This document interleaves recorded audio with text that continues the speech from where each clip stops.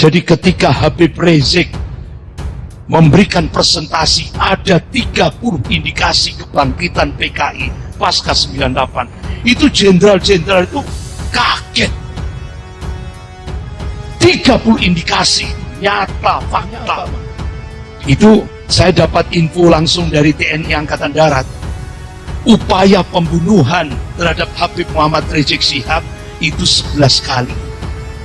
Upaya beliau mau dibunuh sudah 11 kali perencanaannya, gagal. Terakhir pakai sniper. Nah sekarang gagal mengkriminalisasi Habib Rizik. Sekarang yang ditarget adalah Ustadz Abdul Somad, level kedua.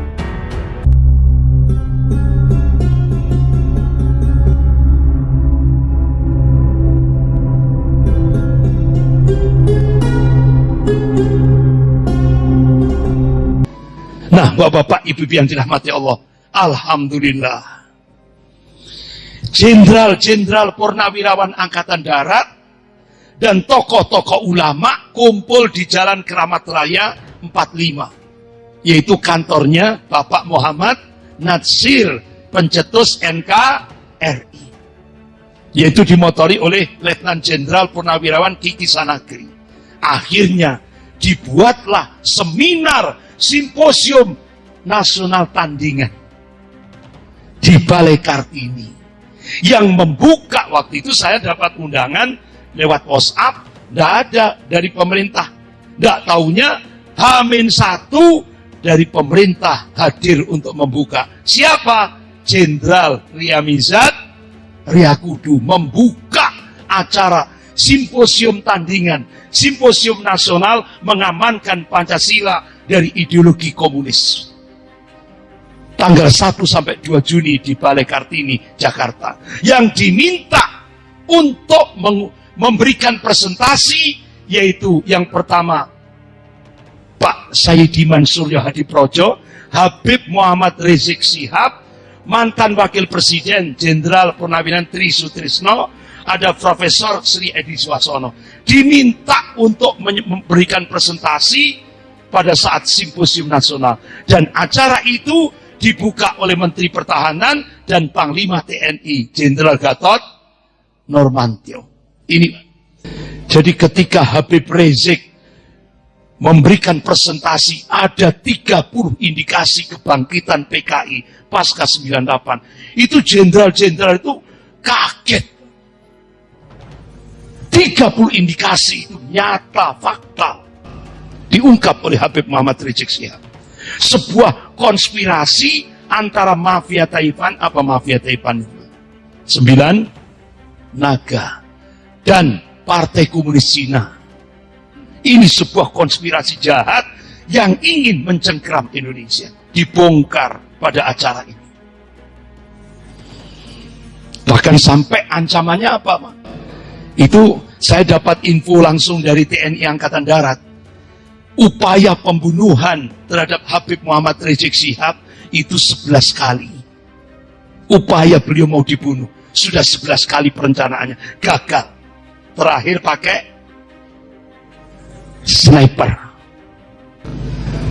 Kan beliau setelah sholat subuh berjamaah di masjid, pulang, masuk rumah pribadi, mau dimasuk di, beliau berzikir dan baca kitab, ditembak Pak dari kejauhan pakai alat peredam. Alhamdulillah, qadarullah, meleset, pecah kacanya. Akhirnya beberapa tokoh-tokoh intelijen di Indonesia minta Habib Rizik dan keluarganya segera terbang ke Saudi Arabia sampai hari ini. Karena beliau aset umat.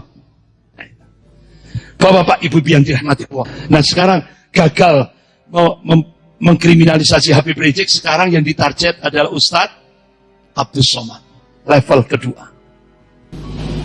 Ini bapak-bapak, makanya saya ingat ketika Rasulullah, sahabat Rasulullah tanya, ya Rasulullah, siapa orang yang paling berat ujiannya ketika hidup di dunia?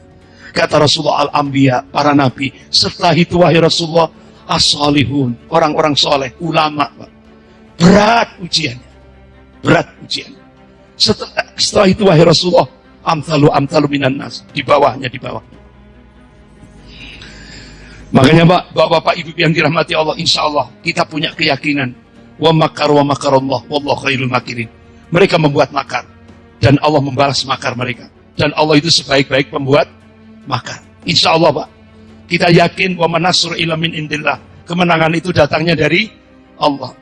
Bahkan Allah tegaskan wa kana haqqan alaina nasrul mu'minin, kewajiban kami kata Allah memenangkan, membela golongan mukmin. Insya Allah ini sebuah kepastian.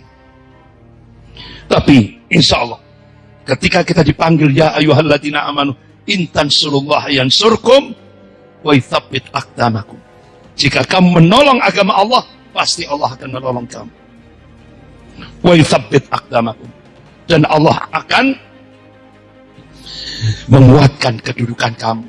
Nah sekarang bagaimana Bapak-bapak, ibu yang dirahmati Allah, apa yang bisa kita perbuat untuk Indonesia ini? Rasulullah memberikan arahan. Qala Rasulullah sallallahu alaihi wasallam, innama yansurullah fi hadhil ummah bidha'ifiha. Sesungguhnya Allah akan menurunkan pertolongan di tengah-tengah umat ini lewat orang-orang yang dhaif. Kenapa? Kata Rasulullah, di sana ada power, ada al-quwah, ada kekuatan. Kenapa? Bidakwatihim, doa-doa mereka mudah diijabahi oleh Allah. Wa sholatihim, sholat-sholat mereka. Wa ikhlasihim, keikhlasan mereka. Ini hadis sahih rawahu Ahmad. Nah kira-kira apa Pak? Seperti tadi lewat lembaga Indonesia. Ayo kita berikan empati kepada mereka. Insya Allah doa-doa mereka tidak ada hijab. Mudah-mudahan dari doa-doa kaum muslimin yang ada di bumi Syam, mudah-mudahan doa-doa kaum muslimin yang ada di bumi Suriah, insya Allah itu akan bisa menjadi menurunkan pertolongan Allah ke Indonesia ini. Oleh karena itu Rasulullah mengingatkan, qala Rasulullah sallallahu alaihi wasallam, man asbaha bi amril mu'minin falaysa minni. Barang siapa yang bangun pagi hari tidak peduli terhadap problem umat, Rasulullah menegaskan falaysa minni, mereka bukan golonganku. Alangkah ruginya kita hidup sekali di dunia tidak dimasukkan golongan Rasulullah. Oleh karena itu lewat lembaga Indonesia, Bapak Ibu yang dirahmati Allah, ayo kalau kita pagi ini belum bawa mal-mal kita, bisa ditransfer lewat rekening Indonesia. Karena apa?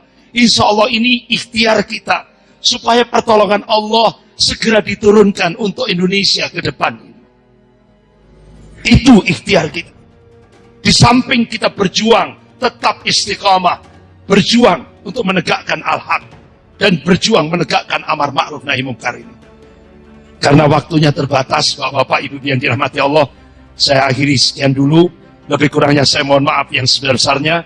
Astaghfirullahaladzim. Subhanakallahumma wa bihamdik, asyhadu an la ilaha illa anta astaghfiruka wa atubu ilaik. Wabillahi taufiq wal hidayah. Wassalamualaikum warahmatullahi wabarakatuh.